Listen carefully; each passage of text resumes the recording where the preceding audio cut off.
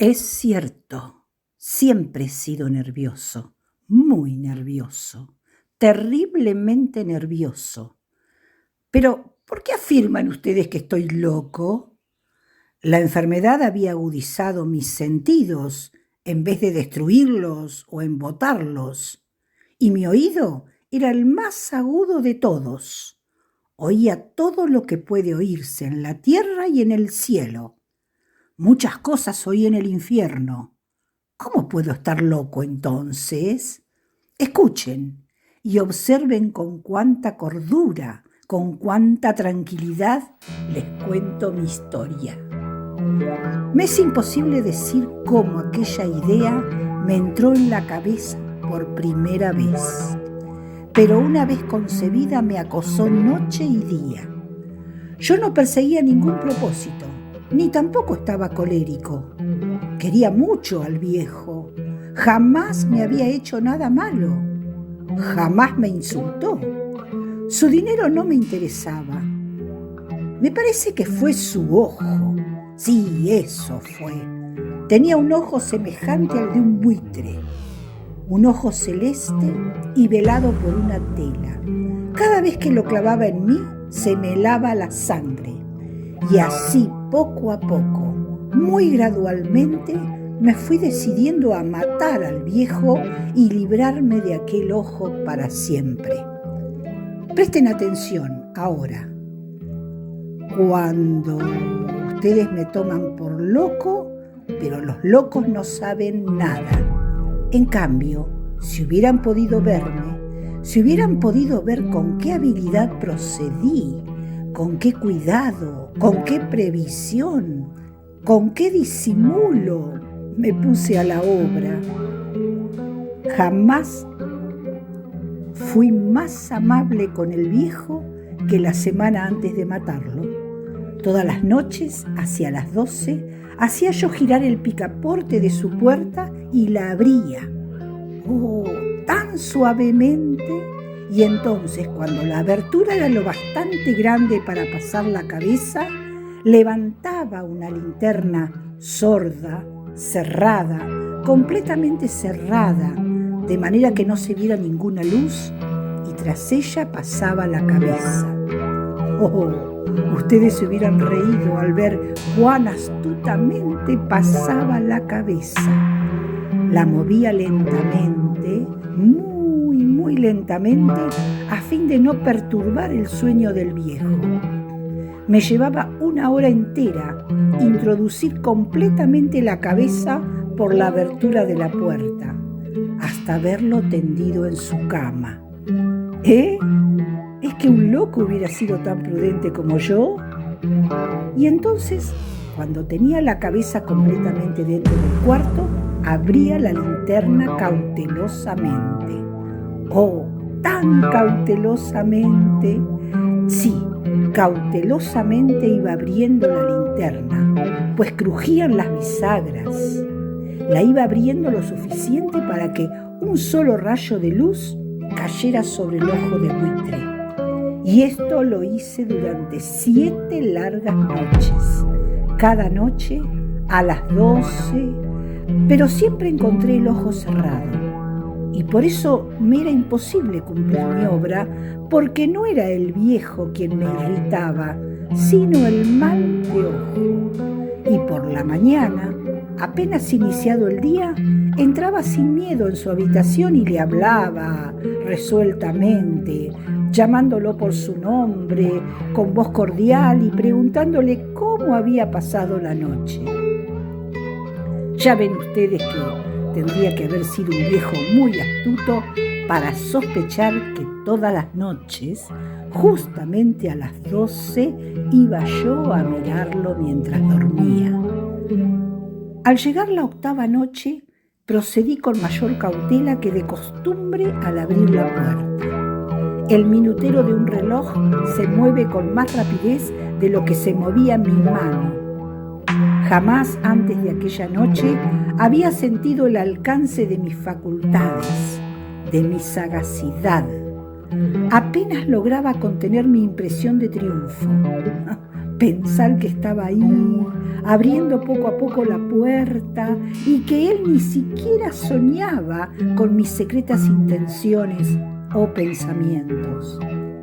Me reí entre dientes ante esta idea y quizás me oyó, porque lo sentí moverse repentinamente en la cama como si se sobresaltara. Ustedes pensarán que me eché hacia atrás, pero no. Su cuarto estaba tan negro como la pez, ya que el viejo cerraba completamente las persianas por miedo a los ladrones.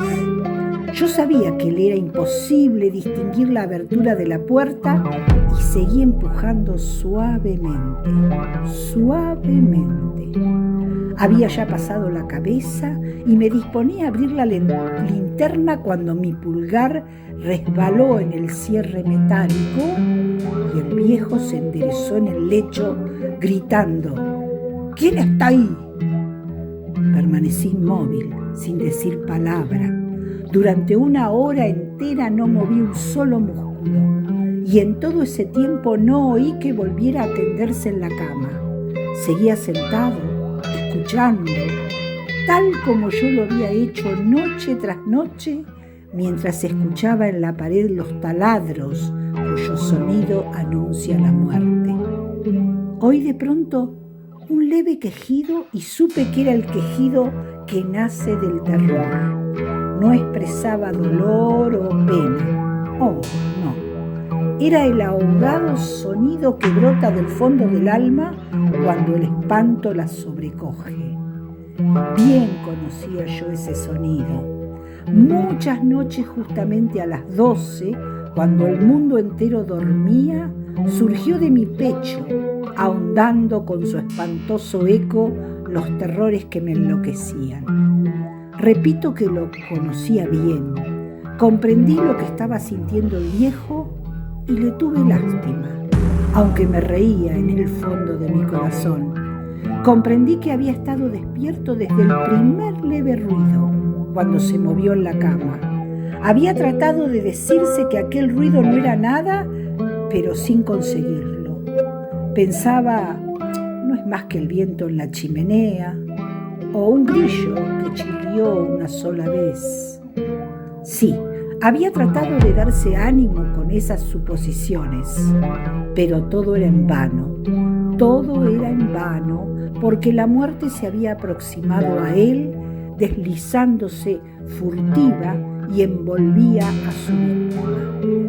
Y la fúnebre influencia de aquella sombra imperceptible era la que lo movía a sentir, aunque no podía verla ni oírla, a sentir la presencia de mi cabeza dentro de la habitación.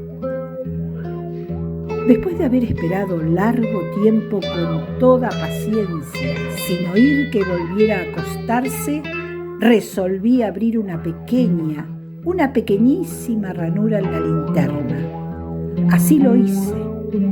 No pueden imaginarse ustedes con qué cuidado, con qué inmenso cuidado, hasta que un fino rayo de luz, semejante al hilo de la araña, brotó de la ranura y cayó de lleno sobre el ojo de buitre. Estaba abierto de par en par, y yo empecé a enfurecerme mientras lo miraba. Lo vi con toda claridad, de un azul apagado y con aquella horrible tela que me helaba hasta el tuétano. Pero no podía ver nada de la cara o del cuerpo del viejo, pues, como movido por un instinto, había orientado el haz de luz exactamente hacia el punto maldito. ¿No les he dicho ya que lo que toman erradamente por locura es solo una excesiva agudeza de los sentidos? En aquel momento llegó a mis oídos un resonar apagado y presuroso, como el que podría hacer un reloj envuelto en algodón. Aquel sonido también me era familiar. Era el latir del corazón del viejo. Aumentó aún más mi furia, tal como el redoblar de un tambor estimula el coraje de un soldado. Pero incluso entonces me contuve y seguí callado. Apenas si respiraba. Sostenía la linterna de modo que no se moviera, tratando de mantener con toda la firmeza posible el haz de luz sobre el ojo. Entretanto, el infernal latir del corazón iba en aumento. Se hacía cada vez más rápido, cada vez más fuerte, momento a momento. El espanto del viejo tenía que ser terrible, cada vez más fuerte, más fuerte. ¿Me siguen ustedes con atención? ¿Les he dicho que soy nervioso? Sí, lo soy. Y ahora, a medianoche, en el terrible silencio de aquella antigua casa, un resonar tan extraño como aquel me llenó de un horror incontrolable. Sin embargo, me contuve todavía algunos minutos y permanecí inmóvil. Pero el latido crecía cada vez más fuerte, más fuerte. Me pareció que aquel corazón iba a estallar y una nueva ansiedad se apoderó de mí. Algún vecino podía escuchar aquel sonido. La hora del viejo había sonado. Lanzando un alarido, abrí del todo la linterna y me precipité en la habitación. El viejo clamó una vez, nada más que una vez. Me bastó un segundo para arrojarlo al suelo y echarle encima el pesado colchón. Sonreí alegremente al ver lo fácil que me había resultado todo. Pero durante varios minutos el corazón siguió latiendo con un sonido ahogado. Claro que no me preocupaba, pues nadie podría escucharlo a través de las paredes. Cesó por fin de latir. El viejo había muerto. Levanté el colchón y examiné el cadáver.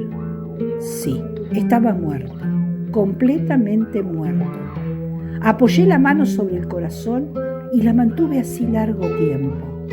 No se sentía el menor latido. El viejo estaba bien muerto. Su ojo no volvería a molestarme.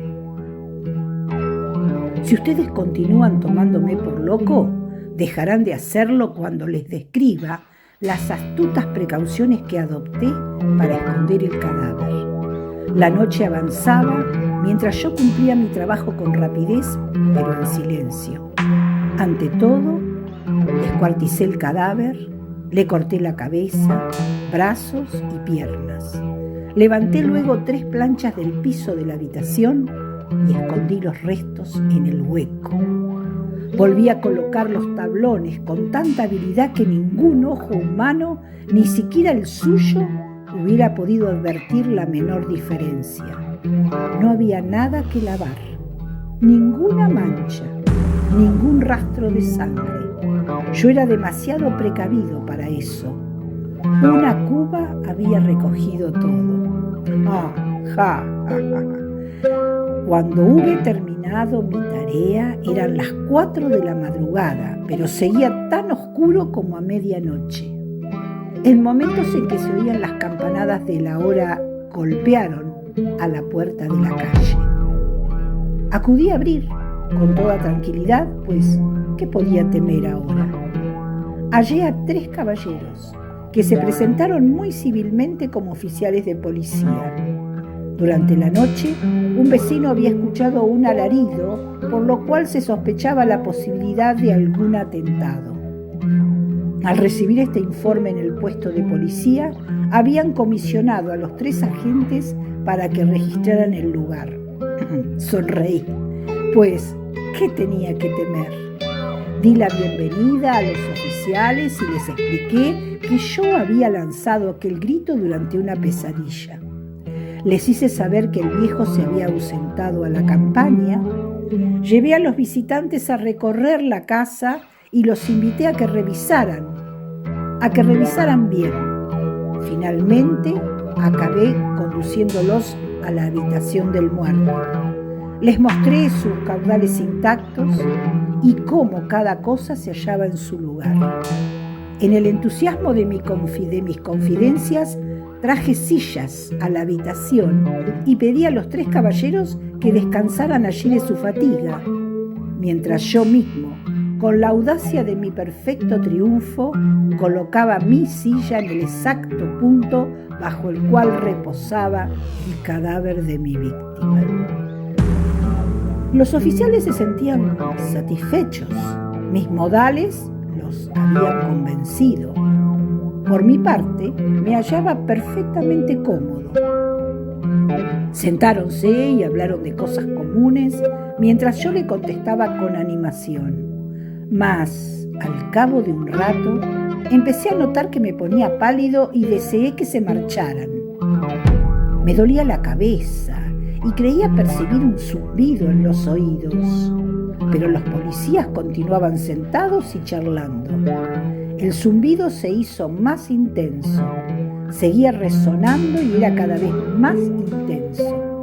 Hablé en voz muy alta para librarme de esa sensación, pero continuaba lo mismo y se iba haciendo cada vez más clara, hasta que al fin me di cuenta de que aquel sonido no se producía dentro de mis oídos.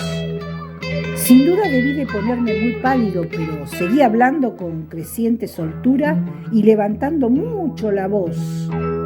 Empero el sonido aumentaba. ¿Y qué podía hacer yo? Era un resonar apagado y presuroso, un sonido como el que podría ser un reloj envuelto en algodón. Yo jadeaba, tratando de recobrar el aliento, y sin embargo los policías no habían oído nada. Hablé con mayor rapidez, con vehemencia, pero el sonido crecía continuamente. Me puse en pie y discutí sobre insignificancias en voz muy alta y con violentas gesticulaciones, pero el sonido crecía continuamente. ¿Por qué no se iban? Anduve de un lado a otro a grandes pasos, como si las observaciones de aquellos hombres me enfurecieran, pero el sonido crecía continuamente. ¡Oh, Dios! ¿Qué podía hacer yo? Lancé espumarajos de rabia, maldije, juré. Balanceando la silla sobre la cual me había sentado, raspé con ella las tablas del piso, pero el sonido sobrepujaba a todos los otros y crecía sin cesar. Más alto, más alto, más alto. Y entre tanto, los hombres seguían charlando plácidamente y sonriendo. ¿Era posible que no oyeran? ¡Santo Dios! No. Claro que oían y que sospechaban. Sabían y se estaban burlando de mi horror. Sí, así lo pensé y así lo pienso hoy. Pero cualquier cosa era preferible a aquella agonía. Cualquier cosa sería más tolerable que aquel escarnio. No podía soportar más tiempo sus sonrisas hipócritas. Sentí que tenía que gritar o morir, y entonces, otra vez, escuche, más fuerte, más fuerte, más fuerte, más fuerte. ¡Basta ya de fingir, malvados!, aullé. Confieso que lo maté. Levanten esos tablones. Ahí, donde está latiendo su horrible corazón.